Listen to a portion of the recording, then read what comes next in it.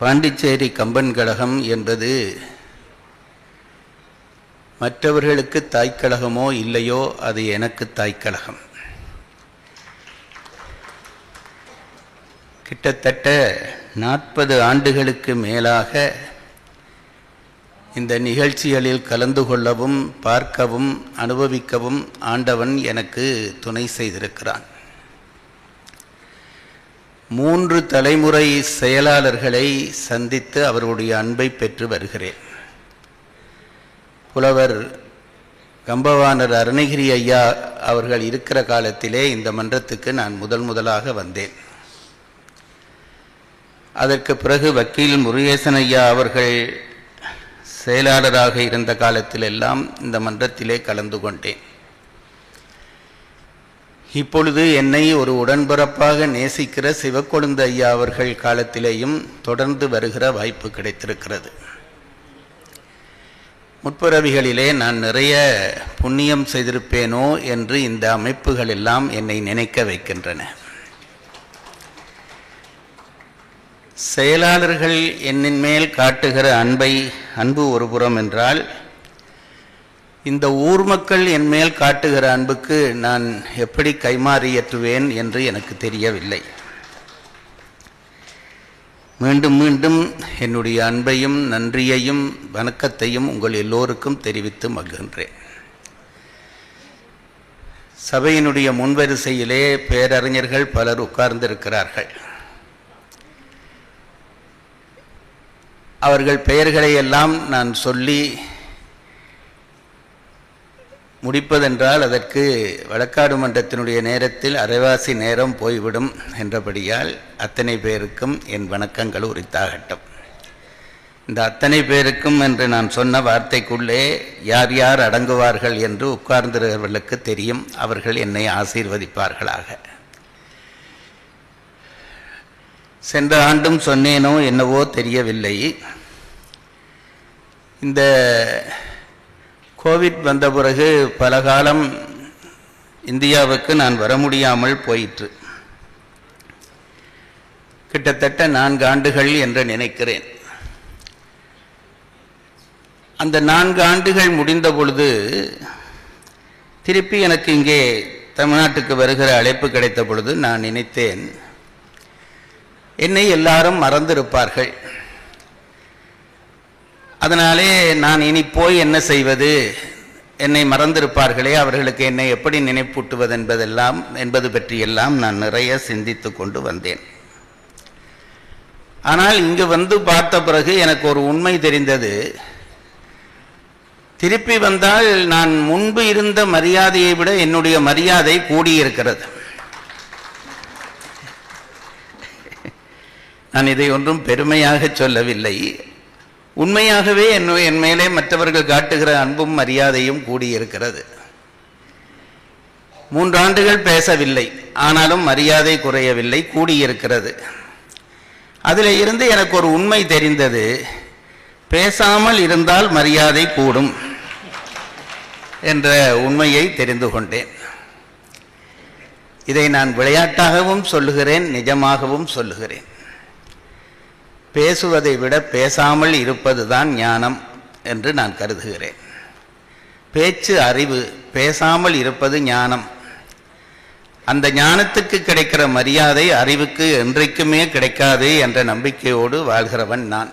அதனாலே அந்த உண்மையினுடைய ஆழமான வேரையும் நான் உணர்ந்து கொள்கிறேன் என்பதை முதல் பதிவு செய்கிறேன்.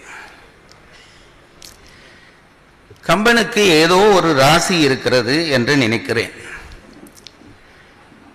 என்னை கேட்டால் தமிழ் புலவர்களை வரிசைப்படுத்துங்கள் என்றால் அதிலே முதலிடம் திருவள்ளுவருக்குத்தான், அதிலே சந்தேகமில்லை. கம்பனை ஒன்றும் நான் தாழ்த்தி சொல்வதாக யாராவது நினைத்து விடாதீர்கள். கம்பனே திருவள்ளுவனைத்தான் முதலிடத்தில் வைப்பான் என்பது என்னுடைய கருத்து. அறத்தை திருவள்ளுவரை போல நெறிப்படுத்தி இலகுபடுத்தி மற்றவர்களுக்கு புரியும்படியாக சொல்லுகிற அந்த ஆற்றலிலே திருவள்ளுவனுக்கு நிகர் திருவள்ளுவர் தான், அதில் எந்த சந்தேகமும் இல்லை. கம்பன் விழாவிலே வந்து திருவள்ளுவரை போற்றிக் கொண்டிருக்கிறானே, இவனுக்கு அறிவிருக்கிறதா என்று நீங்கள் நினைப்பீர்கள். திருவள்ளுவனை போற்றுவது என்பது கம்பனை போற்றுவதும் தான். அப்படித்தான் நான் நினைக்கிறேன். திருவள்ளுவர் வயலுக்கு வரம்பு கட்டினார், கம்பன் விதை விதைத்தான். அவ்வளவுதான் வித்தியாசம். இந்த திருவள்ளுவருடைய அந்த நிலைக்கு அடுத்ததாக கம்பர் வருகிறார். ஆனால் நான் ஒன்றை நினைத்து பார்ப்பேன், அந்த உயர்ந்தவராகிய திருவள்ளுவருக்கு கூட கம்பருக்கு கிடைத்த பெருமை கிடைக்கவில்லை என்பதுதான் என் அபிப்பிராயம். அது என்ன பெருமை என்றால், எங்கு பார்த்தாலும் கம்பன் புகழ் பாடுகிறவர்கள் என்று ஒரு பெரும் கூட்டத்தினர் இருந்து கொண்டே இருக்கிறார்கள். கம்பனுடைய பாடலிலேயே ஒரு பாடல் வரும், அது கம்பன் பாடினானா அல்லது வேறு புலவர் பாடினாரா தெரியவில்லை. கம்பராமாயணத்தை படித்தால் என்ன பெருமை கிடைக்கும் என்று ஒரு புலவர் பாடியிருக்கிறார். எனக்கு அந்த பாட்டிலே 100% நம்பிக்கை உண்டு. அந்த பாட்டிலே எனக்கு 100% நம்பிக்கை உண்டு. அந்த நம்பிக்கையை நான் எப்படி சொல்கிறேன் என்றால், என்னுடைய தனி வாழ்வை வைத்து அந்த நம்பிக்கையை நான் சொல்கிறேன். அந்த புலவர் என்ன பாடினார் என்றால், ராமாயணத்தை படித்தால் என்ன எல்லாம் கிடைக்கும் என்று ஒரு பாடலிலே அவர் வரிசைப்படுத்துகிறார். அதிலே முதல் தொடங்குகிறார், நாடிய பொருள் கைகூடும். இதுதான் அந்த பாடலினுடைய முதல் அடி. எதை நீ விரும்புகிறாயோ அது உனக்கு கிடைக்கும். இது ஒரு வரி போதாதா ராமாயணத்தை படிக்க? நாடிய பொருள் கைகூடும். பிறகு சொன்னார், ஞானமும் புகழும் உண்டாம். அதற்கு அடுத்து சொன்னார், வீடியல் வலியதாக்கும். சும்மா விளையாட்டாக இந்த நாடிய பொருள் கைகூடும், ஞானமும் புகழும் உண்டாம் என்ற அளவிலே நிற்காது. அது வீடு பேற்றை நோக்கி நம்மை நகர்த்தும். வீடியல் வலியதாக்கும். அதற்கு பிறகு சொல்லுகிறார், வேடி அங்கமலை நோக்கும். தேன் பொருந்திய தாமரையிலே இருக்கிறவளாகிய மகாலட்சுமி, யாராவது ஒருவன் ராமாயண புஸ்தகத்தை கையிலே எடுத்தால் உடனே அவனை திரும்பி பார்ப்பாளாம். இன்றைக்கு பல பேர் அந்த புத்தகத்தை எடுக்க போகிறார்கள். மகாலட்சுமி திரும்பி பார்ப்பாள் என்பது லேசான வேலையா? ஒரு புஸ்தகத்தை கையிலே எடுத்து ஒரு பாடல் உலகம் யாவையும் என்று தொடங்க வேண்டியதுதான். மகாலட்சுமி திரும்பி பார்ப்பாளாம், வேடியங் கமலை நோக்கும். இதெல்லாம் யாருக்கு நடக்கும் என்பதை முடிவிலே சொல்கிறார். நீடிய அரக்கர் சேனை நீறுபட்டு ஒளிய வாகை சூடிய சிலை ராமன் தோல்வலி கூறுவோர்க்கே. ராமனுடைய பெருமையை சொல்கிறவர்களுக்கு இதெல்லாம் தானாக நடக்கும் என்கிறார். நான் ஒன்றை பல மேடைகளிலே சொல்லி இருக்கிறேன், இதெல்லாம் ஒரு புகழ்ச்சிக்காக பாடுகிற பாடல் தானே என்று நீங்கள் நினைப்பீர்கள். அப்படி இல்லை.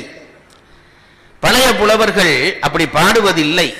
அதனால்தான் அவர்களுடைய பாடல் இன்றைக்கு வரைக்கும் நிலைத்து நிற்கிறது. சத்தியத்தை மட்டும்தான் தங்கள் வாயிலே இருந்து சொல்வோம் என்று நம்பிய புலவர்களிடம் இருந்து பிறந்த பாடல்கள். அதனால்தான் தமிழிலே எத்தனையோ நூல்கள் காலம் கடந்து நிலைக்கின்றன. காலம் கடந்து நிலைப்பதென்றால் அதற்கு என்ன அர்த்தம் என்று கேட்டால், நான் பல இடங்களிலே சொல்லி இருக்கிறேன். காலம் கடந்து ஒரு நூல் நிலைக்கிறது என்றால் என்ன அதற்கு அர்த்தம் என்றால், இயற்கை அந்த நூலை அங்கீகரிக்கிறது என்ற அர்த்தம். இயற்கை அங்கீகரிக்காத ஒரு நூலை எவ்வளவு கெட்டித்தனம் பண்ணினாலும் உலகத்திலே நிலைநிறுத்த முடியாது. நீங்கள் எந்த அரசிலே இருந்தால் என்ன, எந்த செல்வந்தராக இருந்தால் என்ன, இயற்கை அங்கீகரிக்காத நூலை காப்பாற்ற முடியாது. அது கொஞ்ச காலம் நிற்கும், பிறகு அழிந்து போய்விடும். கம்பராமாயணம் இவ்வளவு காலம் நிலைக்கிறது என்றால் என்ன காரணம் என்று கேட்டால், இயற்கை அந்த நூலை அங்கீகரித்திருக்கிறது என்பதுதான் காரணம். அதனால்தான் நான் சொல்லுகிறேன், பழைய நூல்கள் பல இன்றைக்கும் நிற்கின்றன என்றால் அவர்கள் சத்தியம் பேசினார்கள். அந்த சத்தியம் பேசின ஒன்றுதான் இந்த பாடல். அதனால்தான் கம்பனுக்கு ஏதோ ஒரு அதிர்ஷ்டம் அமைந்து மற்ற எல்லா புலவர்களையும் வென்று அவன் நிற்கிறான். அதனால்தான் அவனுக்கு கவிச்சக்கரவர்த்தி என்று கொடுத்த பட்டம் கூட சரியாக நிற்கிறது. எனக்கு தெரிந்த திருவள்ளுவருக்கு எத்தனையோ கழகங்கள் ஆரம்பித்தார்கள். கம்பன் கழகங்கள் நின்ற அளவுக்கு அந்த கழகங்கள் நிற்கவில்லை. கம்பன் கழகத்துக்குத்தான் அந்த தனிச்சிறப்பு. அப்போ கம்பனுடைய காவியத்தை பாடினால் இவ்வளவும் கிடைக்கும், கம்பனுடைய காவியத்தை பற்றி கேட்டால் இவ்வளவும் கிடைக்கும், கம்பன் விழா சபையில் வந்து உட்கார்ந்தால் இவ்வளவும் கிடைக்கும் என்ற உண்மையை தெரிந்து கொண்டு இங்கே வந்திருக்கிற உங்களை எல்லாம் நான் மீண்டும் ஒரு தினம் வணங்கி மகிழ்கிறேன். நான் கிட்டத்தட்ட எனக்கு அது சொல்ல கொஞ்சம் கவலையாகவும் இருக்கிறது, சந்தோஷமாகவும் இருக்கிறது.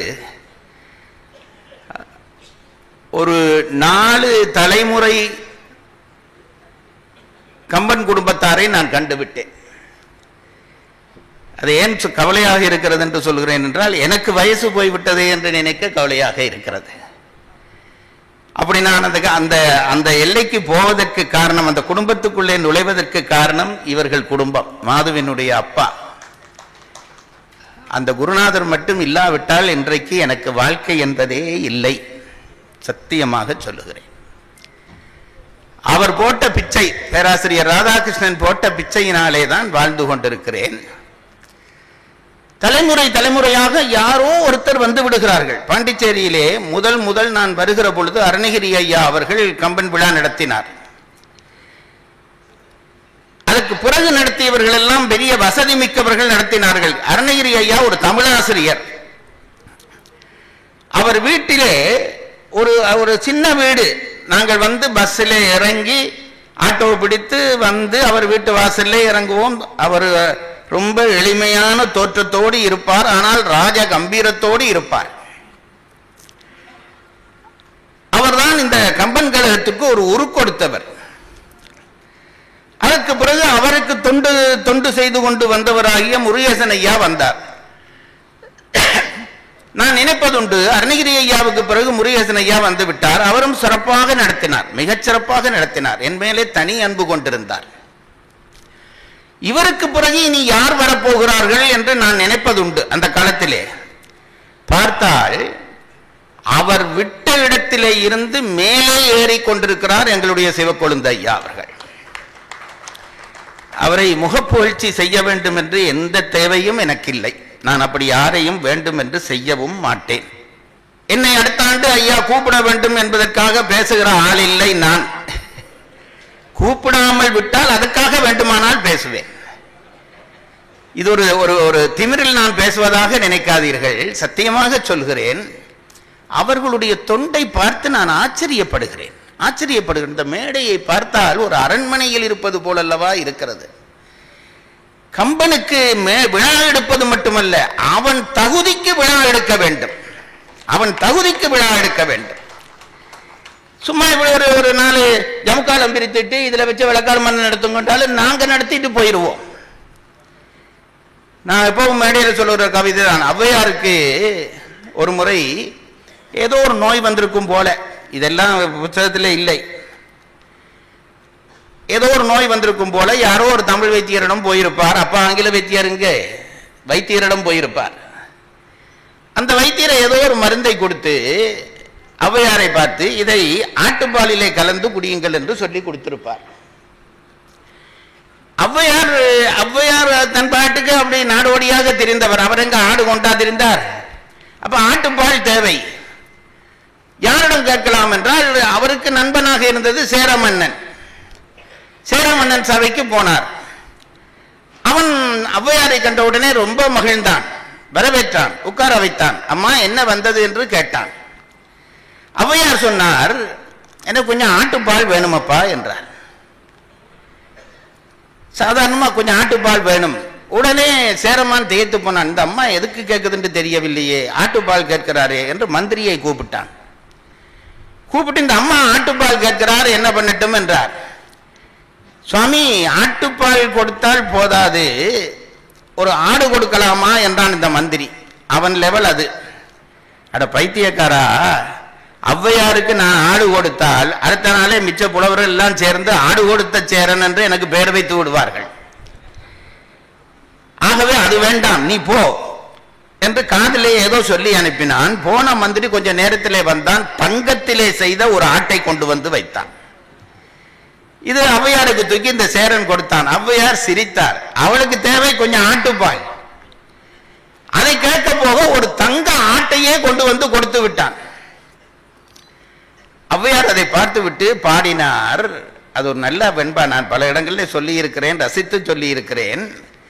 அந்த அந்த ஔவையார் பாடுகிறார், சிறப்பான் மணிமவுளி சேரமான் தன்னை சுரப்பாடு ஒன்று யான் கேட்க பொன்னாடு ஒன்று ஈந்தான். முதல் நடந்த செய்தியை சொன்னார். சிறப்பான் மணிமவுளி சேரமான் தன்னை சுரப்பாடு ஒன்று யான் கேட்டேன், பொன்னாடு ஒன்று ஈந்தான். ஔவையார் எப்பவும் அப்படித்தான் முதல் சொல்லிட்டு பிறகு 2 வரியிலே சொன்னார், இறப்பார் என்பரினும் கொள்வர். இறப்பார் என்பரினும் கொள்வார். நான் ஒரு பொருள் வேண்டும் என்று கேட்டு போகிறேன், நான் 10 ரூபா கேட்கிறேன், அவர் 2 ரூபா கொடுக்கிறான், வாங்காமல விட போறேன், வாங்கி விடுவேன். இறப்பார் என்பரினும் கொள்வர், கொடுப்பார் தாமறிவார் தம் கொடையின் சீர் என்று அந்த வெண்பாவை முடித்தார். நான் ரொம்ப வியந்த விஷயம். நாங்கள் எதை கொடுத்தாலும் நாங்கள் இந்த அலங்காரம் எல்லாம் பண்ண தேவையில்லை, மேடை போட தேவையில்லை. இன்னைக்கு காலையில சாப்பாடு கம்பனுக்கு இடையூறு பண்ணுகிறவர்களே இன்றைக்கு முதலால் அவர் தான். யாரு? நம்ம சிவக்கொழுந்து சார் தான். காலையில கூப்பிட்டு சாப்பாடு போகிறார்கள். அது முருகேசன் வீட்டையா சாப்பாடு, பூரி, பொங்கல், இட்லி, வேற என்னையா வடை, கேசரி, இவ்வளவு சாப்பாட்டையும் போட்டு பேச சொன்னா ஒருத்தனுக்கு பேச்சு வருமா? பேசாமல் தடுக்கிறதுக்குரிய வேலை இது. அதை தாண்டி ஒரு மாதிரி தாண்டி இங்க வந்தா ஆளுக்கு ஒரு பை கொடுக்கிறார்கள். இப்ப எனக்கு இது போகும் வரைக்கும் இந்த பைக்குள்ளே என்ன இருக்க போகிறது, என்ன இருக்க போகிறது, அது ஒரு வேதனை. விளையாட்டாக சொல்கிறேன். இப்படி தேவைக்கு அதிகமாக கொடுத்து கம்பனை கவிச்சக்கரவர்த்தியாக நிறுவுகிற கழகம் இந்த பாண்டிச்சேரி கம்பன் கழகம் தான். அதை மிகச்சிறப்பாக செய்து வருகிற சிவக்கொழுந்து ஐயா அவர்கள் நீண்ட காலம் வாழ்ந்து இந்த தமிழ் பணி செய்ய வேண்டும் என்று என் இறைவனை நான் பிரார்த்தித்துக் கொள்கிறேன். இனி வழக்காடு மன்றத்துக்குள்ளே நாம் நுழைய வேண்டும். பல விஷயங்கள் சொல்ல நினைத்தேன். என்ன, எங்கேயாவது போனால் ஏதாவது விதத்திலே மனம் ஓடி விடுகிறது. தமிழ் மிகப்பெரிய விஷயம். தமிழ் ஒரு கடல். இப்போதெல்லாம் நான் நினைக்கிறது உண்டு, தமிழ் இனி பேச வேண்டாம். இந்த பிள்ளைகள் எல்லாம் பேசினதை கேட்டேன். நாங்கள் எல்லாம் இனி தமிழ் பேச வேண்டாம். புதிய புதிய பிள்ளைகள் எல்லாம் புதிய புதிய முகங்களோடு பேச வருகிறார்கள். சந்தோஷமாக இருக்கிறது. இந்த தலைமுறை தொடர வேண்டும், அவ்வளவுதான் நான் நினைக்கிறது. கம்பன் சந்ததி என்ற ஒரு சந்ததி தொடர்ந்து கொண்டே இருக்க வேண்டும். ஏன் தொடர வேண்டும் என்று கேட்டால், கம்பன் காவியத்தை படிப்பது என்பது வெறும் பொழுதுபோக்குக்காக படிக்கிற படிப்பு இல்லை. அதை மறந்து போகாதீர்கள். கம்பனை படிக்கிறது என்பது பல பல விஷயத்தை நமக்கு மொழியாற்றலை தருகிறது, பண்பாட்டை தருகிறது. எத்தனை விஷயங்களை கம்பன் கொட்டிவிட்டு போயிருக்கிறான் ஒரு காவியத்துக்குள்ளே. அந்த அத்தனையையும் பேணி பாதுகாக்க வேண்டிய கடமை நமக்கு இருக்கிறது. தலைமுறை தலைமுறையாக நாம் பேண வேண்டும். அவனுடைய தரத்திலே நின்று பேண வேண்டும். அப்படி பேணுகிற ஒரு பெரிய கழகத்திலே இன்றைக்கு நடக்க போகிற வழக்காடு மன்றத்துக்குள்ளே நான் உங்களை எல்லாம் அழைத்து செல்ல போகிறேன். வழக்காடு மன்றத்தை இனி சட்டப்படி தொடங்குகிறேன். இதற்கு முதல் நான் பேசிய பேச்செல்லாம் என்னுடைய உணர்வு சார்ந்த விஷயங்கள். இனி வழக்காடு மன்றம் முறைப்படி ஆரம்பமாகிறது. எங்கள் ஊரிலே வழக்காடு மன்றத்தை நாங்கள் ஒரு மிக முக்கியமான நிகழ்ச்சியாகத்தான் வைத்திருக்கிறோம். வழக்காடு மன்றம் என்பது நான் கேட்ட வழக்காடு மன்றங்கள், ஆரம்பத்திலே நான் கேட்ட வழக்காடு மன்றங்கள், இவர்கள் அப்பா ஆசா ஞான சம்பந்தன் இவர்கள் மோதின வழக்காடு மன்றங்கள் தான் எனக்கு மனதிலே நிற்கின்றன. இவ்வளவு ஆழமான விஷயங்களை அந்த வழக்காடு மன்றங்கள் ஊடாக அவர்கள் வெளிப்படுத்தினார்கள் என்று நான் நினைத்து பார்க்கிறேன். அப்படி வழக்காடு மன்றம் என்பதை அந்த தரத்திலே நடத்த வேண்டும் என்று விரும்பி எங்கள் ஊரிலே நாங்கள் நடத்துவோம். வழக்கை தொடங்குவதற்கு முதல் இந்த 2 வாதிகள் பிரதிவாதிகள் என்கின்ற 2 பேரிடமும் நான் கேட்டுக்கொள்கிற ஒன்று, நீங்கள் கொண்டு வந்திருக்கிற இந்த வழக்கை விசாரிக்கிற தகுதி பெற்றவராக இந்த நீதிபதி இருக்கிறாரா என்பதை நீங்கள் தீர்மானிக்க வேண்டும். வழக்கு தொடங்குவதற்கு முதல் அதை தீர்மானிக்கிற உரிமை உங்களுக்கு உண்டு. இந்த நீதிபதி பொருத்தமானவர் இல்லை, ஆகவே இந்த நீதிபதியை மாற்றிவிடுங்கள் என்று நீங்கள் கருத்து தெரிவித்தால் அதை நான் சிவக்கொழுந்து ஐயா அவர்களிடம் சொல்லுவேன். என்னை அகற்றிவிட்டு ஒரு புது நீதிபதியை இதிலே உட்காரி இந்த வழக்கை நடத்துவார்கள். அப்படி இல்லை என்றால் நீங்கள் இந்த நீதிபதியை ஏற்றுக்கொள்கிறீர்கள் என்பதை உறுதிப்படுத்த வேண்டும். ஏனென்றால் வழக்கு தொடங்கிய பிறகு இந்த நீதிபதியிலே எங்களுக்கு நம்பிக்கை இல்லை என்று பேசுகிற உரிமை உங்களுக்கு பிறகு இருக்காது. அதற்கு பிறகு என்னுடைய கட்டளைகளுக்கு நீங்கள் அடிபணிந்துதான் ஆக வேண்டும். அந்த அடிப்படையிலே இப்பொழுது வழக்கை தொடுக்கிறவர், வழக்கை மறுக்கிற என்ற 2 பேரும் இந்த நீதிமன்றத்தின் மேல் எங்களுக்கு நம்பிக்கை இருக்கிறது, இந்த நீதிமன்றத்தின் கீழ் நம் வழக்கை ஆட நாங்கள் தயாராக இருக்கிறோம் என்று சபை சாட்சியாக உறுதி சொன்ன பிறகு இந்த வழக்கு முறைப்படி ஆரம்பமாகும் என்பதை கூறி வழக்கு தொடுக்கிற ஐயா அவர்களிடம் நான் இந்த தொடுக்கிற மாது அவர்களிடம் இது பற்றிய கருத்தை கேட்க விரும்புகிறேன். அனைவருக்கும் வணக்கம். நேற்று எனக்கு வாட்ஸ்அப்பில் ஒரு செய்தி வந்தது. அது சரியானு ராமேஸ்வரம் கம்பன் கழகம், கோவில்பட்டி கம்பன் கழகம் எல்லாத்தையும் கேட்டேன். அவங்களுக்கும் அந்த செய்தி வந்திருந்தது. அப்போ எனக்கு ரொம்ப மகிழ்ச்சியாக இருந்தது. அது என்ன செய்தின்னா, இன்றைக்கி நடக்கிற வழக்காடு மன்றத்திலேருந்து நீங்கள் விலகிக்கிறதா ஒரு செய்தி வந்தது. அது அறமாக தெரிஞ்சுது எனக்கு. ஏன்னு கேட்டால் நீங்கள் தான் சொல்லியிருந்தீங்களா, இது எங்கூர்கார மேலே வந்திருக்கிற வழக்கு, அதனால எங்கூர்கார மேலே வந்திருக்கிற வழக்கை நானே விசாரிக்க கூடாதுன்னு நீங்கள் விலகிட்டதா ஒரு செய்தி வந்தது. ஆனால் இப்போ நீங்கள் வந்து உட்காந்துருக்கீங்க, அதனால எனக்கு சந்தேகமாக இருக்கு. இந்த வழக்கை நீங்கள் தொடரலாமான்னு எனக்கு சொல்லணும். சந்தேகமா இருக்குதா, சந்தோஷமா இருக்குதா? ரெண்டும் தான். ஏன்னா இப்ப அறத்திலேருந்து நீங்க நீங்கிட்டீங்களோன்னு ஒரு ஐயமா இருக்கு. நண்பர் மாது அவர்களே, நடுவு நிலைமை என்பது ஒன்று உண்டு. நடுவு நிலைமையிலே ஒருவர் வந்து உட்கார்ந்து விட்டால், என்னுடைய ஊர்க்காரன், என்னுடைய நாட்டுக்காரன், என்னுடைய வீட்டுக்காரன் என்ற எல்லைகளை எல்லாம் கடந்து தீர்ப்பு சொன்னால்தான் அது நடுவு நிலைமை. அப்படி நான் தீர்ப்பு சொல்வேன் என்ற நம்பிக்கையில் தான் இந்த இருக்கைக்கு என்னை உட்கார வைத்திருக்கிறார்கள். வாட்ஸ்அப்புக்கு இப்பொழுது சில பேர் திட்டமிட்டு செய்திகள் அனுப்புவதாகவும் கேள்விப்படுகிறேன்.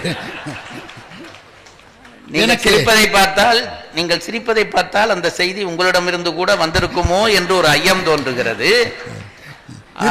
நீங்கள் உங்களிடம் வந்து சேர்ந்த அந்த செய்தி தவறு.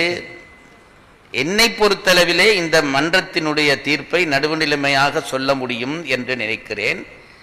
என் மீது தனிப்பட்ட ஏதாவது சந்தேகம் இருந்தால் மட்டும் நீங்கள் அதை வெளிப்படுத்தலாம். எனக்கு தனிப்பட்ட சந்தேகம் ஏதும் இல்லை. நீங்கள் தந்த உறுதிமொழியை நான் ஏற்றுக்கொள்கிறேன். வழக்காட நான் தயாராக இருக்கிறேன். ஐயா அவர்கள் இப்பொழுது தன் கருத்தை வெளிப்படுத்துவார்கள். ஆனால் எந்த நீதிமன்றத்திலையும் நடக்காத விஷயம் இங்கே நடக்குது. எங்காவது வழக்காடுறவங்களை கேட்டு நீதிபதியை தீர்மானிப்பாங்களா? எனக்கு இந்த நீதிபதி வேணும்னு நான் கேட்க முடியுமா? நீங்க கேட்க சொல்றீங்க.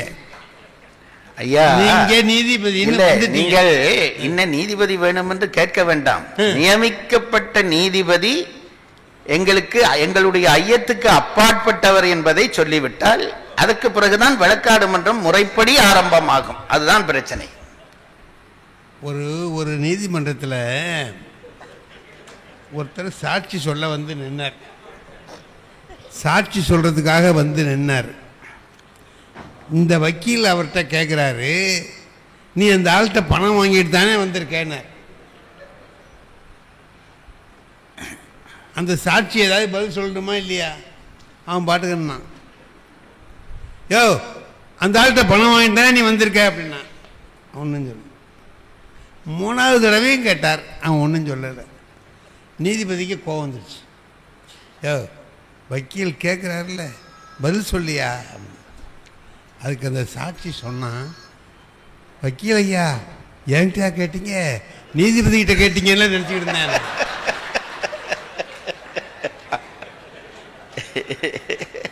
ஆனால் இந்த நீதிபதி அப்படிப்பட்டவர் அல்ல. எங்களுக்கு நல்லா தெரியும். எங்களுக்கு நாங்கள் நம்புகிறோமா நம்பலையாங்கிறதல்ல, கம்பராமாயணத்தை தெளிவாக படித்தவங்க நீங்கள். அதனால் கம்பனுக்கு விரோதம் இல்லாமல் தீர்ப்பு சொல்லுவீங்க. ஆகவே நான் உங்களை ஏற்றுக்கொள்கிறேன். நன்றி. வழக்கு தொடுனர் வழக்கை மறுக்கிறவர் 2 பேரும் இந்த மன்றத்தின் மீது தங்களுடைய நம்பிக்கையை தெரிவித்திருக்கிறபடியால் இந்த வழக்கை எடுத்து விசாரிக்கிறது என்று இந்த மன்றம் முடிவு செய்திருக்கிறது. முதலாவதாக வழக்கை தொடுக்க வந்திருக்கிற நண்பர் மாது அவர்கள் அடிப்படை குற்றச்சாட்டை மட்டும் இந்த மன்றத்திலே தெரிவிக்க வேண்டும் என்று நீதிமன்றம் உத்தரவிடுகிறது.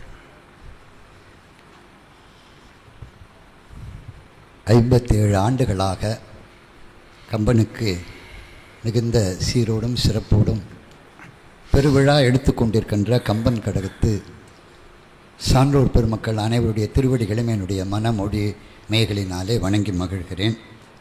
இன்றைய நிகழ்வினை ஏற்பாடு செய்திருக்கிற போற்றுதலுக்குரிய செவாலிய ஐயா அவர்களே, கனம் நீதிபதி அவர்களே, வழக்காட வந்திருக்கிற அன்பிற்கினிய அண்ணன் அவர்களே, திரளாக கூடியிருக்கிற சிவஞர் பெருமக்களே, உங்கள் எல்லோருக்கும் பணிவு வணக்கம். நீதிபதி அவர்களே, கம்பனால் பெரிதும் வீரன் என்று போற்றப்படுகிற இந்திரஜித்தன் செய்த போர் முறைகள் அறமற்றவை என்பது இந்த மன்றத்திலே என்னுடைய வாதத்தை நான் வைப்பதற்காக வந்திருக்கிறேன். ஒரே ஒரு செய்தியை மட்டும் சொல்லிவிட்டு என்னுடைய வழக்கை நான் வகைப்படுத்தி சொல்லலாம் என்று நினைக்கிறேன். ஏன் அறமற்றது என்று சொல்கிறேன் என்று கேட்டால், அவன் அப்படிப்பட்டவன் என்பதனாலே. நான் ஒரு செய்தி சொல்கிறேன். எல்லாருக்கும் சுண்டல் கொடுத்தாங்க, எல்லாருக்கும் கொடுத்தாங்க, இங்கேயும் கொடுப்பாங்க அப்படின்னு நம்புவோம். இப்ப இதை வச்சு சொல்றேன். இப்ப சுண்டல் கொடுத்த உடனே ஒருத்தர் நினைக்கிறாரு, நமக்கு கொடுத்தாங்க மேல கொடுக்கலையே அப்படின்னு நினைச்சவங்க உத்தமர்கள். ஒருத்தர் நினைக்கிறாரு, நமக்கு கொடுத்தாங்களே அப்படின்னு நினைக்கிறவன் மனுஷன். ஐயா அவங்களுக்கு கொடுக்கலையே அப்படின்னு நினைக்கிறவன் அரக்கன். இப்ப நான் அரக்கனுக்கு சொல்ற விளக்கம் உங்களுக்கு தெரியும் நினைக்கிறேன். என்ன? பிறருடைய துன்பத்தை கண்டு அதிலே தான் இன்பம் அனுபவிக்கிறானே அவனுக்கு அரக்கன் பேரு.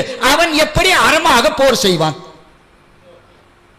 அவன்கிட்ட எப்படி நீங்க அறத்தை பார்க்க முடியும்? அதனால்தான் கம்பன் எழுதினா, அரக்கர் என்பார் அறத்தின் நீங்கினார், அரக்கர் என்பார் இரக்கம் ஒன்றிலார்.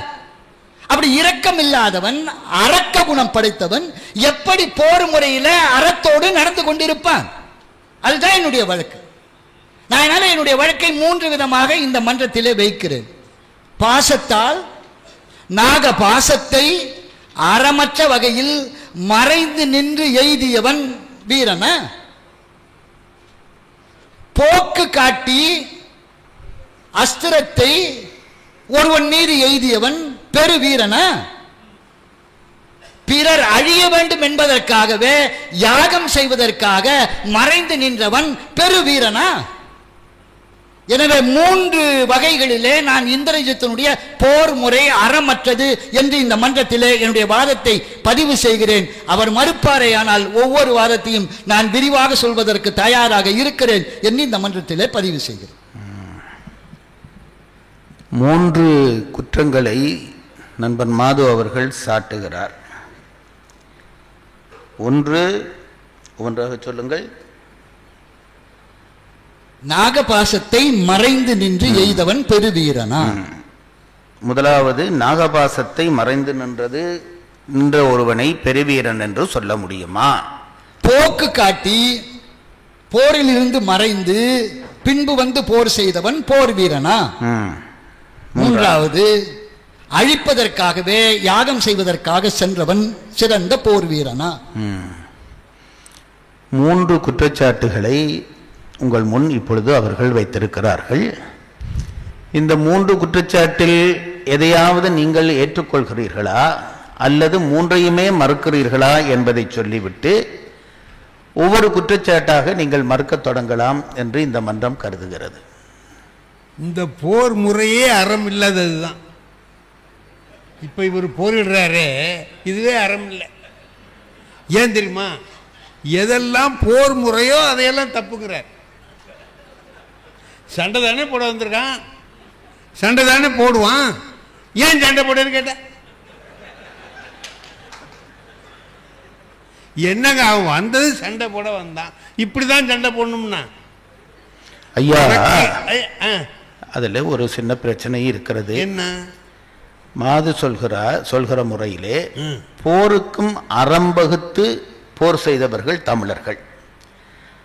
அப்படி போருக்காக வகுக்கப்பட்ட அறங்களிலே இருந்து மீறி போர் செய்தால் அதைத்தான் நாங்கள் அறமற்ற போர் என்று சொல்கிறோம்.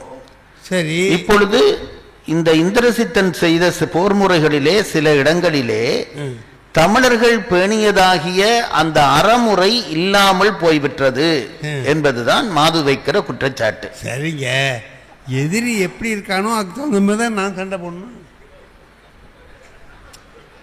சொல்லுங்க. அறம் தெரிஞ்சவன் என்கிட்ட சண்டைக்கு வந்தான்னா நான் அறத்தோட சண்டை போடலாம். அப்ப ராமனுக்கோ லட்சுமணனுக்கோ அறம் தெரியாதுன்னு அர்த்தமா? அது அப்புறம் பார்ப்போம், அது அப்புறம் வரும். நீங்க சொல்லும் போது வரும். யாரு என்னென்ன செஞ்சாங்கிறத நான் சொல்லுவேன். அது சொல்லணும்ல. ஆகையினால இப்ப சொல்ல முடியாது. நீங்க என்ன சொல்றீங்க, சொல்ல வர்றீங்கிறத விளக்கமா சொல்லுங்க, நான் சொல்றேன். அவன் என்ன சண்டை போடணுமோ சண்டை போட வேண்டிய முறைப்படி சரியாக செஞ்சான். அதோட அவன் எப்படிப்பட்டவன்னு பார்க்கணும்னு சொன்னார் பார்த்தீங்களா? அது மிகப்பெரிய தப்பு. அவன் செஞ்ச செயலை தான் இப்போ பார்க்கணுமே தவிர அவன் எப்படிப்பட்டவன் பார்த்தா, ஏன் தப்பானவன் ஒரு நல்ல காரியம் செய்யப்படாதா?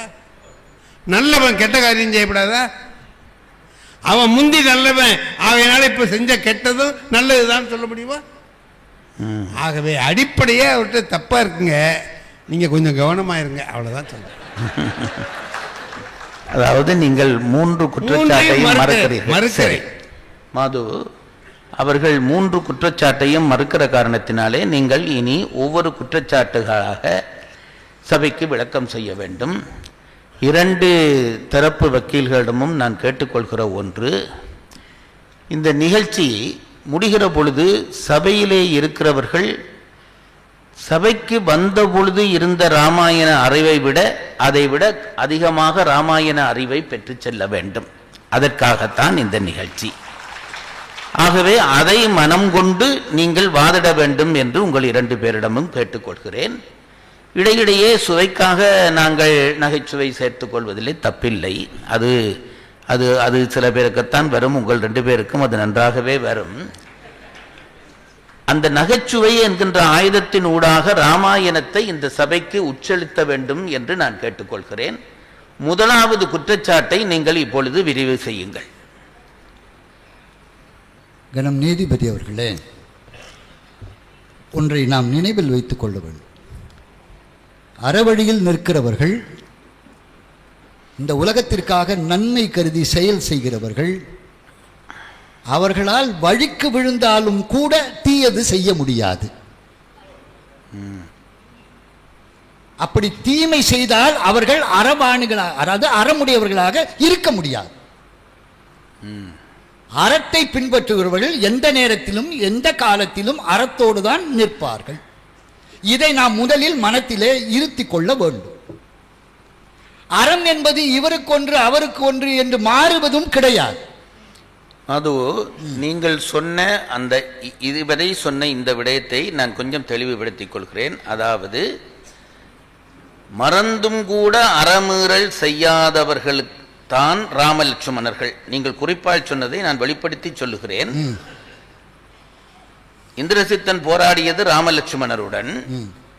மறந்தும் கூட, அதாவது வழுக்கியும் வாயாச்சொழல் என்று திருவள்ளுவர் சொன்னாரே, அந்த எல்லையை பிடித்துக் கொண்டு நீங்கள் பேசுகிறீர்கள்.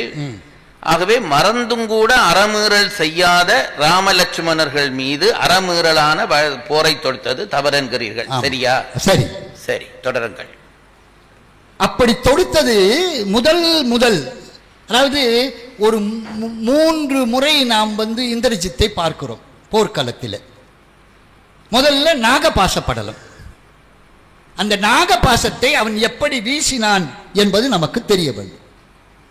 இலக்குவனோடு போர் நடக்கிறது. இந்திரஜித்தன் தேர் போயிற்று, அவனுடைய சிங்கங்கள் எல்லாம் போயிற்று, தேரை இழுத்து வந்த சிங்கங்கள் எல்லாம் போயிற்று, தேர் பாகன் போனான், அனைத்தையும் இழந்தான். என்ன செய்வது என்று திகைத்து நிற்கிற பொழுது அவன் என்ன செய்திருக்க வேண்டும்? கடைசி வரை நின்று போராடித்தானே இருக்க வேண்டும். அப்படி செய்தானா? இல்லையா, மறைஞ்சு போயிட்டான். மறைஞ்சு போய் நாக பாசத்தை போட்டுட்டு போனானே, இது எப்படி அறமான போராக இருக்க முடியும்? இதை எப்படி நீங்க அறம்னு சொல்றீங்க? அதுக்கு நான் சொல்லல, இந்திரஜித்து சொல்றான், எப்பா இவனை ஜெயிக்கவே முடியாது போல் இருக்கே. யார் உளர்? இந்த இலக்குவனை ஜெயிக்கிறதுக்கு யாரா இருக்கா? இவனை ஜெயிக்கவே முடியாதுன்னு என்ன தெரியுமா பண்ணா? நாகபாசத்தை போட்டுட்டு நேர போய் அரண்மனையில இருந்து தன் தகப்பட்டு சொல்றான், அப்பா உடல் ரொம்ப நொந்து போயிருக்கேன்பா, நாளைக்கு போய் மத்ததை முடிக்கிறேன்பா அப்படின்னு சொன்னான்னா, இப்ப என்னாச்சு தெரியுமா? பெரு வீரன் என்று சொல்லக்கூடியவன் இலக்குவன் போர் முறைக்கு பயந்து அறமற்ற வழியில நாகபாசத்தை எய்து விட்டு போயிருக்கிறான் என்றால் இது அறமா? இப்பதான் நீங்க சொன்னது சரியா இருக்கிறது.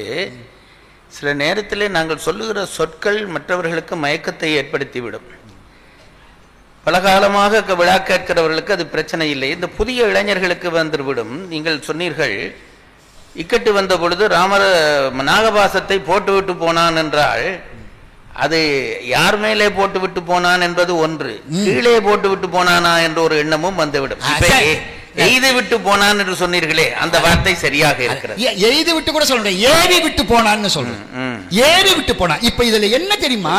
இந்த தெய்வ படைகள் எல்லாம் இருக்கிறது, அது அத்தனை என்னாச்சு தெரியுமா? இவர்களுக்கு மட்டுமல்ல, அவங்களுக்கும் துன்பம் விளைவிச்சிருக்குமா இல்லையா?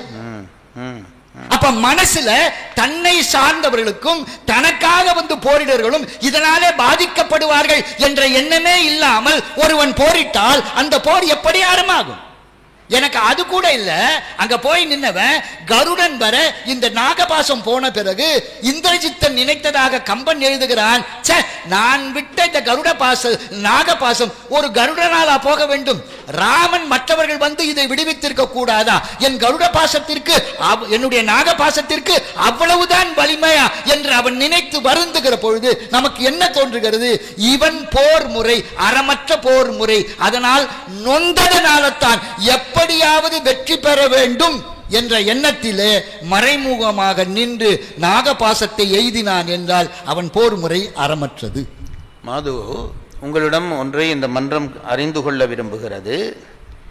எதிராளிகள் மேல் விட்ட அந்த நாகபாசம் தன்னை சார்ந்தவர்களையும் துன்புறுத்தி இருக்கும் என்று யோசிக்காமல் அதை விட்டான் என்று சொல்கிறீர்கள்.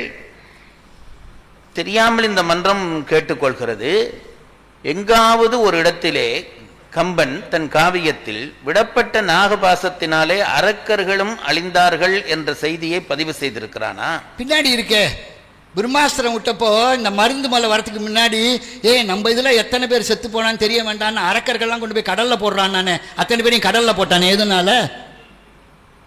அதனால தெய்வ படைகள் என்பது மாற்றாரையும் அழிக்கும் என்பதிலே எந்த விதமான பொய்யும் இல்லை. மாற்றாரை அல்ல, தன்னை சார்ந்தவர்கள். அதாவது மாற்றாருன்னு நான் சொன்னா இந்த இடத்துல அவனை சார்ந்தவர்கள். நான் இப்ப ராமன் நிலையில நின்று சொல்றேன். அதனால அரக்கர்கள் மாற்றவர்கள். நீங்கள் இருக்கைக்கு வாருங்கள். ஐயா, நாகபாஸ்திரத்தை இந்திரசித்தன் பயன்படுத்தி இருக்கிறான். அந்த பயன்பாட்டினாலே அவனை சார்ந்தவர்கள் கூட அழியப்பட்டிருக்கிறார்கள். மறைந்து நின்று அந்த அம்பை போட்டது தர்மமாகுமா என்று கேட்கிறார். நீங்கள் ஆரம்பத்திலேயே ஒரு பதிலை சொல்லி இருந்தீர்கள், அவனுக்கு எதிரிலே நின்றவர்கள் யார் என்பதை பொறுத்துத்தான் அவனுடைய தர்மம் தீர்மானிக்கப்படும் என்றீர்கள். ராமலட்சுமணர்கள் மீது அத்தகைய ஒரு தர்ம குற்றம் இருக்கிறதா? அப்படி இருந்தால் நீங்கள் அதை வெளிப்படுத்த வேண்டும் என்று கேட்டுக்கொள்கிறேன். இல்லை, இவர் அடுத்த குற்றச்சாட்டு சொல்ல போறாருல்ல, இதை ஒவ்வொன்றா முடித்து போவோம். இல்லை, அதான் சொல்கிறேன், அடுத்த குற்றச்சாட்டுக்கு வரும் பொழுது அதுக்கு நேரடி பதிலாக நான் இருப்பேன், சொல்லுவேன் அதை. இப்போ இவர் மறைஞ்சு நின்னானே சரியாகிறார். மறைஞ்சு நின்னது சரியா, நம்பாலும் சாவான்னு தெரிஞ்சு போடலாமான்னு கேட்குறேன். சண்டேன்னு போனால் நம்பாலும் தான் சாவான், அவனும் தான் சாவான். ஏங்க, இதில் சண்டேன்னு போனதுக்கு அப்புறம் என் ஆளு எவனுமே சாவப்படாது, அவன் மட்டும்தான் சாவணும்னு நினைக்கணும். நடுவர் அவர்களே, சண்டைன்னா போராடி சாகலாம், போராடாமையே மறைஞ்சு நின்று அம்பு போட்டு எல்லாரும் சாவுடான்னா அது எப்படி சண்டை ஆகும்? இப்ப நாகபாசம்ங்கிறதே போராடுறது இல்லையே. அவன் மேல போட்டா எல்லாரும் விழுந்துருவான். ஒவ்வொருத்தனுமா போராடியா விழுந்தான்?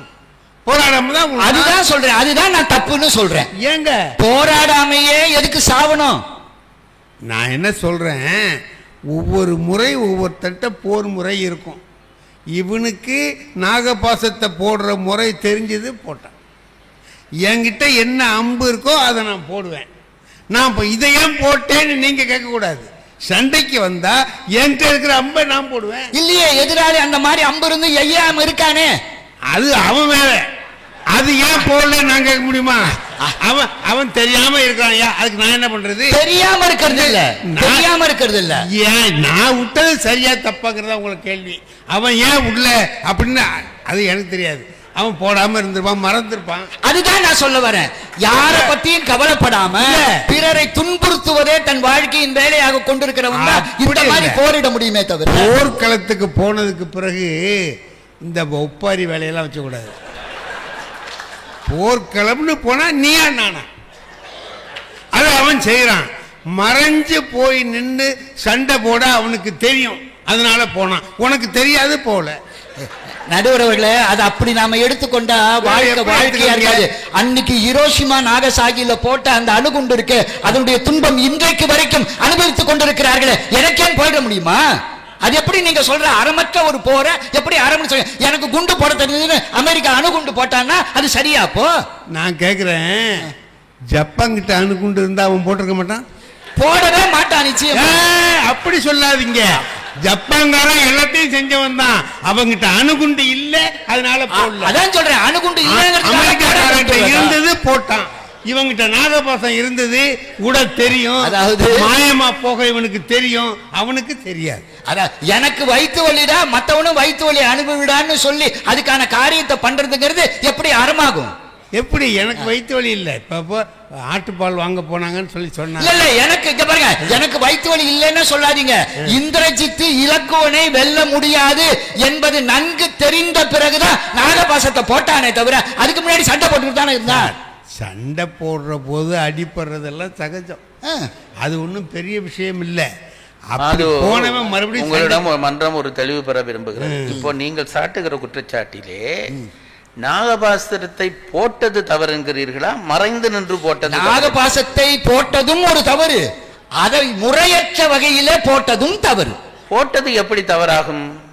வெற்றி பெற வேண்டும் என்பதற்காக எப்படி தவறாகும் நீங்க கேக்குறீங்கல்ல. பிரம்மாஸ்திரம் போடுற ஒரு காட்சி அடுத்தது, அதுதான் சொல்ல போறேன். அதுல இலக்குவன் பிரம்மாஸ்திரத்தை எடுத்து போடுறேங்கிறான்.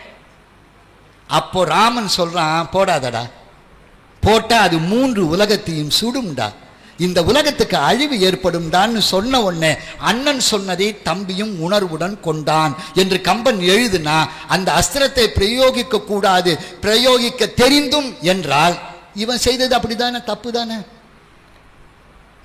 அந்த நீங்கள் சொல்லுவதன்படி பார்த்தால் போர் என்று வருகிற பொழுது 2 அணிகள் வருகிறார்கள். ராமாயணம் பூராகவும் யுத்த காண்டத்திலே காணுகிறோம். ஒருவர் விடுகிற அஸ்திரத்துக்கு மாற்று அஸ்திரம் இன்னொருவர் விடுகிறார்.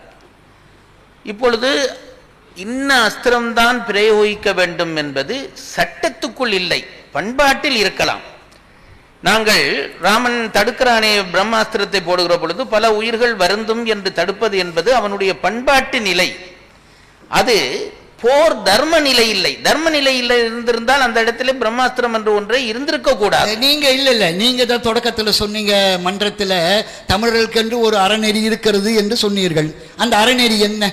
அதாவது யார் மீது அம்பு போடலாம் என்று இருக்கிறதா இல்லையா? முடவர்கள் மீது, மாற்றுத்திறனாளிகள் மீது, பசு மீது, இவர்கள் மீதெல்லாம் அம்பு தொடுக்க கூடாது, அது போர் முறை இல்லைன்னு இருக்கா இல்லையா? அது மாதிரி தானே இந்த போர் முறையும். அப்ப இந்திரஜித் என்ன பண்ணிருக்கணும்?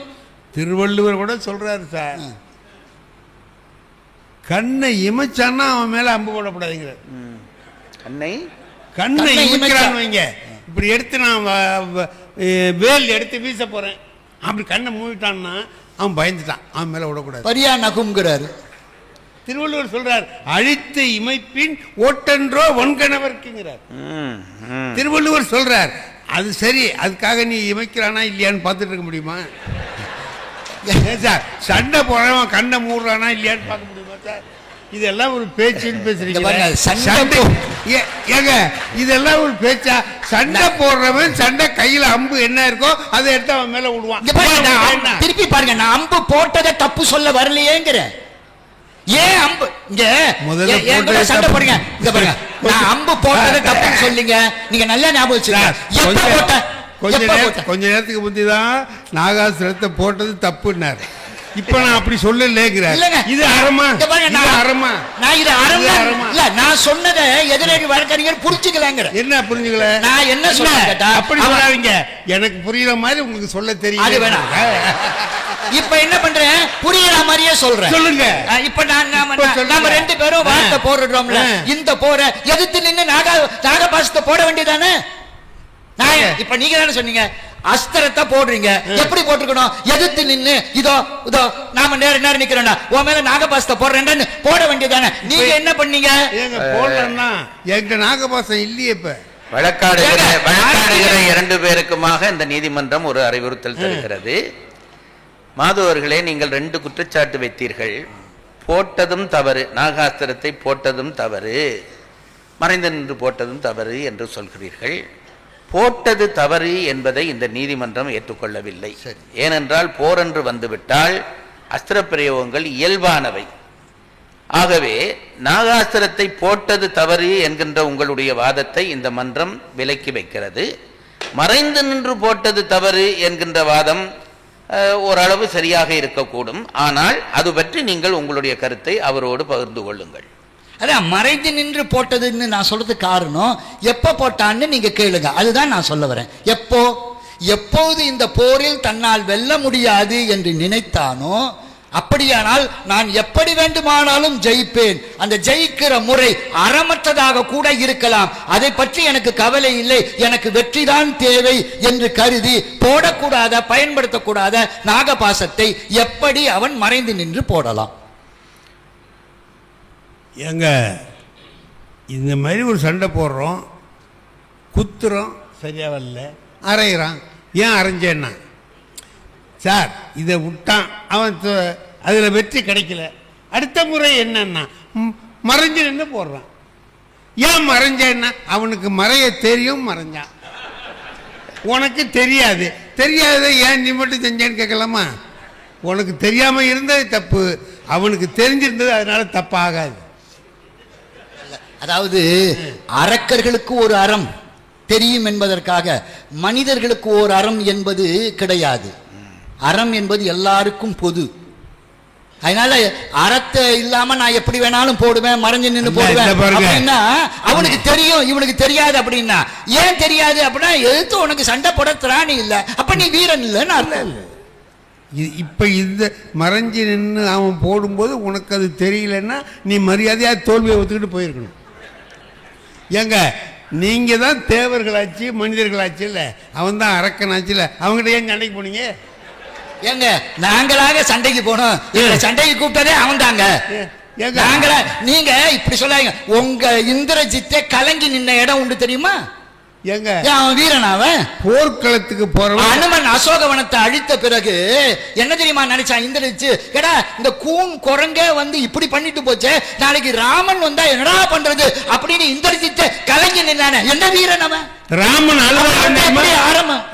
அழுத இடம் தெரியுமா உங்களுக்கு? தெரியுமே. அப்புறம் இவன் அழுகுறான், அவன் போறான், இதுக்கு என்னங்க? கொஞ்சம் இருக்கு. லட்சுமணன் செத்து போயிட்டாங்க. எனக்கு ஒரு சந்தேகம் இருக்கிறது. சந்தேகம் பூரா என்கிட்ட தான் வரும் போல் இருக்கு உங்களுக்கு. என்ன சந்தேகம் என்று கேட்டால், ஆரம்பத்திலே நீங்கள் இந்த வாதங்களை தொடங்குகிற பொழுது வழிக்கு கூட பிழை செய்யாதவர்களாக எதிரி இருக்க வேண்டும் என்று ஒரு எல்லை காட்டினீர்கள். இப்பொழுது மறைந்து நின்று இந்திரசித்தன் செய்தது பிழை என்கிறீர்கள். இந்த மறைந்து நின்று எதிரியை கொல்லுகிற முறையை உங்கள் ராமன் செய்யவில்லையா? ஆமா செய்தானே. அப்ப அது மட்டும் எப்படி நியாயமாகும்? அப்படி நினைக்கிறவனிடம் அப்படி உங்கள் கருத்து என்ன? ஆரம்பத்திலே நீங்கள் சொல்கிறீர்கள் மறைந்து நின்று, அதாவது வலிக்கியும் வாயால் சொல்லாதவனுக்கு முன்னால் தான் அறப்போர் நடத்த வேண்டும் என்கிறீர்கள். ராமனும் அப்படி மறைந்து நின்று வாலியை கொண்டிருக்கிறான். ஆகவே மறைந்து நின்று இப்பொழுது இவன் கொன்றது எப்படி தவறாகும் என்று கேட்டால் என்ன பதில் சொல்வீர்கள்? நல்ல கேள்வி. இது வேறொரு வழக்காடு மன்றம். இதை அடுத்த ஆண்டு வாலிவதை குற்றம் என்று வழக்காடு மன்றம் வைத்துக் கொண்டால் இல்லை, வாலிவதையை நீங்க அடுத்த கேள்வி கேட்கறீங்க பாருங்க, அதுக்கே இந்த பதில் தான் வரும். நீங்க அடுத்த கேள்வி கேட்டீங்கனாலே இது வந்துடும். இவன் அறமற்ற முறையில எல்லாம் போரிட்டான் அப்படின்னு நீங்க வந்தீங்கன்னா எப்படியெல்லாம் அவன் அறம் இல்லாம போரிட்டாங்கிறத நான் சொல்லுவேன். தாராளமா சொல்லலாம். அது அறமானதுன்னு நானும் சொல்லலாம்ல. அது அறமானது நானும் சொல்லலாம்ல. இங்க பாருங்க, அறமா அறம் இல்லையான்னு அடிபட்டவன் தான் சொல்லணுமே தவிர அடிச்சவன் சொல்லணுங்கிற அவசியம் இல்லை. நான் ஒருத்தன்ட்டு அடி வாங்குறேன். அடி வாங்கின வாலி என்ன தெரியுமா சொன்னா? ராமனை பார்த்து, யாரா நீ? சாதாரண ஆளா? பாவம் நீ, தர்மம் நீ, பகையும் நீ, உறவும் நீன்னு அடி வாங்கினவனே ராமா நீ செய்தது அறம்னு சொன்ன பிறகு அது எப்படி அறம் இல்லாம போகும்? ஆனா இந்திரஜித் அப்படி சொல்ல முடிஞ்சது அவங்களால? இல்ல, ஏதாவது அதுல ஒரு நியாயம்னு ஒண்ணு இருக்கணும். அவன் கேட்ட கேள்வி எதுக்காவது ராமன் பதில் சொன்னானா? எல்லா கேள்விக்கும் பதில் சொன்னான். ஒண்ணுமே சொல்லல. நின் மண்ணினுக்கு என் உடல் பாரம் என்றுன்னு. ஏய், ஓ நாட்டுல நான் இருக்கேன், எனக்கு நீதி வழங்க நீ யாருடான்னு கேட்டான். என்ன பதில் சொன்னான் ராமன்? ஏங்க, அந்த நாடே ராமனோட நாடுங்க. எப்படி வரும்? அதான் அவனே சொல்றான், நின் மண்ணினுக்கு என் உடல் பாரம் என்று. தயவு செய்து 2 பேரிடம் நாங்கள் வாலிவதை வழக்குக்குள்ளே போய்விட,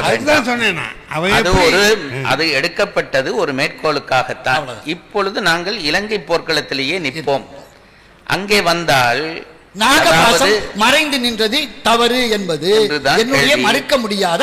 அதிலே தப்பிருந்திருக்காது. நீங்கள் முன்னுக்கு விட்ட ஒரு வரையறை இருந்தது. அதாவது வழிக்கு கூட அறத்திலிருந்து மாறுபடாத ஒருவனாக இருக்கிறவனுக்கு முன்னாலே இவன் இப்படி செய்தது தவறு என்று சொல்லிவிட்டீர்கள். அங்கேதான் நீதிமன்றம் இடர்படுகிறது. அப்படிப்பட்டவன் தானா ராமன்? நானும் இலங்கை போர்க்களத்தை வைத்துதான் அந்த வார்த்தையை சொன்னேன். தன் முன்னால் நிற்கிறவன் நிராயுத பாணி என்று தெரிந்து இன்று போய் போருக்கு நாளை வா என்று சொன்னது.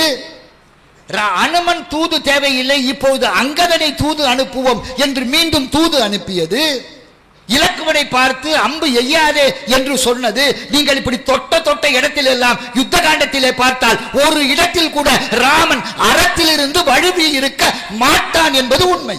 அதுக்கு பதில் சொல்லுங்க, இல்லையா? அது சரி, சண்டை போடுறவன் தனக்கு நிகரான ஒரு வீரனோட சண்டை போடணும். ஒரு பொம்பளையை போய் அடிக்கலாமா? தாடகையை கொன்றது யார்? அதாவதுங்க, எப்பொழுதும் வாழ்க்கையில் படிக்கும்போது, பள்ளிக்கூடத்தில் படிக்கும்போது ஒன்று வரும், அதே தியரி மாறி பிராக்டிக்கலுக்கு வரும்போது கொஞ்சம் மாறும். இது உலகத்தோட இயற்கை. அவன் குரு வசிஷ்டர் என்ன சொல்லி கொடுத்திருக்கிறாரு? பெண்ணை கொல்லாதரா சண்டையிலன்னு சொல்லி கொடுத்திருக்கிறாரு. இவன் என்ன சொல்லியிருக்கிறான் விஸ்வாமித்திரன்? உலகத்துல பெண்ணெல்லாம் பெண்ணல்ல. இது எங்க அறிவுரை மாதிரி இருக்கா? தப்பெல்லாம் தப்பல்ல, ஏன்னா பெண்ணல். அவனே சொல்றான் விஸ்வாமித்திரன். இப்போ ராமன் என்ன பதில் சொன்னான் தெரியுமா? அப்பா, நீ அறமில்லாத காரியத்தை என்ன செய்ய சொல்ற? யாரு? விஸ்வாமித்திரனை பார்த்து ராமன் சொல்றான், தாடகையை வதம் பண்ணுன்னு. அறமில்லாத காரியத்தை என்ன செய்ய சொல்ற, ஆனா நீ சொன்னா அது அறம்டா, அதனால அந்த காரியத்தை நான் செய்யறேன்னு அப்பவும் அறம் வழிதான் நின்றான். அப்போ அறம் அல்லாததையும் செய்யலாம், அதுக்கு ஒரு காரணம் வேணும். ஆமா ஆமா, அது மாதிரிதான் இவனும் செஞ்சான். அதாங்க, அறமில்லாத காரியத்தை செஞ்சா சரி, நாங்க செஞ்சா தப்பா? ஆமா, ஏன் சொல்றேன்னு கேளுங்க. நான் அறமில்லாத காரியத்தை ஏன் செஞ்சேன்னா, அந்த தாடக பல பேரை தொந்தரவு பண்ணா. நான் கேட்கிறேன், இந்த வானர்கள் என்ன தொந்தரவு பண்ணாங்க? ஏன் உங்க கூட செத்து போனாங்களே, உங்க அரக்கர்கள் யாருக்கு தொந்தரவு பண்ணாங்க? ஏங்க இன்னைக்கு எங்களுக்கு தொந்தரவு பண்றீங்க, நான் அடிக்கிறேன். ஏங்க நீங்க எங்க அவனா உங்களிடம் சண்டைக்கு வந்தான், நீங்க தான் இலங்கைக்கு போயிருக்கீங்க. நாங்க இலங்கை அறமில்லாத காரியத்தை செஞ்சு அடுத்தவன் மனைவியை நீங்க கவர்ந்து கொண்டு வந்து வச்சுங்க. நான் என்ன கேட்கிறேன், அப்பன் தப்பு செஞ்சா அந்த அப்பன் தப்பு செஞ்சத ஆகா ஓகோன்னு பாராட்டி அவனுக்காக போய் உயிர் விடுறீங்களே, அதுவே அசிங்கம். உங்களுக்கு தெரியுங்க, இன்னொருத்த மனைவியோட இந்த இந்திரன் போய் சேர்ந்து இருந்தான். இருந்தா அதுல சாபம் பெற்றவ தானே அந்த அகலிகை. ஆமா, அவளுக்கு சாப விமோசனம் கொடுத்து ஒண்ணுமில்ல போங்கிறீங்க. ஆமா, இப்ப இன்னொருத்த முண்டாட்டியோட போயிருந்து அது சரியா? எது அது சரியா? எது சரியா? அந்த இந்திரன் வந்தானே. ஆமாங்க, இந்திரன் வந்து இவர்கிட்ட இருந்தான். ஏங்க இந்திரன் எது எப்படி வந்தான்? எப்படி வந்தான்? எப்படி வந்தா நாங்க வந்தோம். மீண்டும் ஒரு தரம் நினைவூட்டுகிறேன், நாங்கள் இப்படியே தூர போய்விட வேண்டாம், பழையபடி இங்க வருவோம். நான் ஒண்ணு சொல்றேன், அதை தொட்டா இது வரும்னு தெரியாது அவருக்கு. எதை தொட்டா எது வருங்கிறது இல்லைங்க. நீங்க இன்னொருத்த மனைவியே நினைக்கவே கூடாதுன்னு சொன்னால் நினைச்சவெல்லாம் நிறைய பேர் இருக்காங்க. ஆமாங்க, நீங்க நினைச்சவெல்லாம் அழிஞ்சிருக்காங்க. இல்லன்னு சொல்லுங்க, இல்லன்னு சொல்லுங்க. எங்க அழிஞ்சிட்டாங்க? நினைச்சவன் அத்தனை பேர் அழிஞ்சிருக்காங்க. இந்திரன் என்ன அழிஞ்சு விட்டாங்க? இந்திரன் இப்ப இல்லையே. ஏங்க இந்திரன் நண்பர்களே, இப்பொழுது கேள்வி, நாகாஸ்திரத்தை மறைந்து நின்று செய்தது பிழையா தவறா? அந்த அளவிலே இப்பொழுது உங்கள் வாதத்துக்கூடாக வந்த செய்திகளை மன்றம் பதிவு செய்கிறது. இரண்டாவது வழக்குக்கு போகுமாறு மாதுக்கு இந்த மன்றம் உத்தரவிடுகிறது. நீதிபதி அவர்களே, இதுலயே நியாயம் இல்லை, மறைஞ்சு நின்று போட்டாச்சு. எனக்கு தெரிஞ்சு நியாயம் இல்லாததையே நியாயம்னு சொல்ற உலகத்துல ஒரு வக்கீல் உண்டுன்னா அது எங்க அண்ணன் தான். அது பரவாயில்ல, விடுங்க. ரெண்டாவதுக்கு வாங்க. இந்த பிரம்மாஸ்திரம் எழுதினான்ல, அதை எப்படிங்க போட்டிருக்கணும்? மறுநாள் போருங்க, இதே மாதிரி தோக்கிற நிலை யாருக்கு? இந்திரஜித்தனுக்கு. இந்த தோற்கிற நிலை வந்தப்போ என்ன தெரியுமா பண்ணாங்க? போர்க்களத்திலே இல்லைங்க, போர்க்களத்தை விட்டு போயிட்டான். போர்க்களத்தை விட்டு போயிட்டானே தவிர அவன் மனசு நினைக்குது என்ன, ஓ நாம இப்ப போர்க்களத்தை விட்டு போயிட்டோம், இதே மாதிரி நேத்து மாதிரி மறைஞ்சு நின்றுதான் நாகபாசத்தை போட்டுருவோமோன்னு ராமர் லக்குவர்கள் சுதாரிச்சுட்டா என்ன பண்றது? அதனால என்ன தெரியுமா பண்ணா? இந்த ராமனும் இலக்குவனுக்கும் நேரமே கொடுக்காக மகோதரன் தலைமையில 10 வெள்ளம் சேனை அமிச்சு சண்டை போடுங்கடான்னாங்க. இந்திரஜித்தன் போர்க்களத்துல இல்ல, சண்டை போடுங்கண்ணா. சண்டை போடும்போது அப்போ இலக்குவன் தான் வில்ல எடுக்கிறான், பிரம்மாச போறேன்னு. ராமன் தடுத்தான், இது அறம் அல்லடா, செய்யாதேன்னு. இப்ப இதே காட்சியை நான் சொல்றேன் பாருங்க. அங்க தன் அப்பன்ட்ட சொல்றான், யாரு? ராமன்ட்ட இந்திரஜித் சொல்றான், அப்பா நான் பிரம்மாஸ்திரம் போட போறேன், போடட்டுமா? ஏ வெற்றி தான் முக்கியம், போடு. இங்க ராமன் போடாதங்கிறான், அங்க அவன் அப்பன் போடுங்கிறாங்க, இவன் போடுறேங்கிறாங்க. இப்ப பாருங்க, போக்கு காட்டுறான்.